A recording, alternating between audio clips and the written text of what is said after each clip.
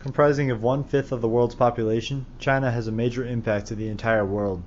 It lurches forward in its consumption of resources in the process of striving to become a first world nation.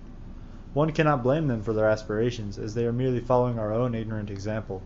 However, it must be addressed that the first world's impact on the environment is catastrophic, and if China were ever to succeed with such a big population as it has, the already unsustainable environmental impact of the human species would nearly double. Like Japan, China has nearly eliminated its own logging industry for the preservation of its national forests, exporting its deforestation instead to the rest of the planet, and is rapidly overtaking the smaller country as the largest importer of timber in the world. In 2009, China also surpassed the United States as the world's largest automobile producer by volume. In 2010, both sales and production topped 18 million units, the largest of any nation in history. As the automobile industry rapidly grows within China, so too does their carbon footprint.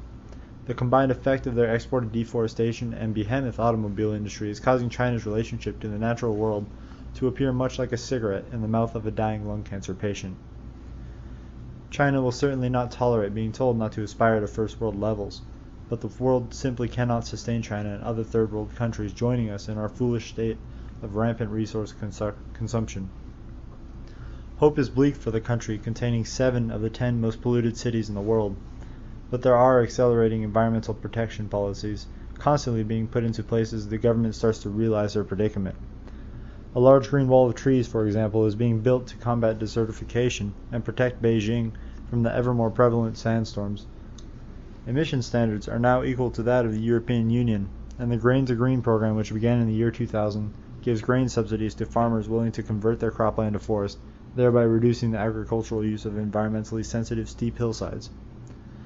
However, these tiny attempts at protecting the environment are much like combating an erupting volcano with a bucket of ice.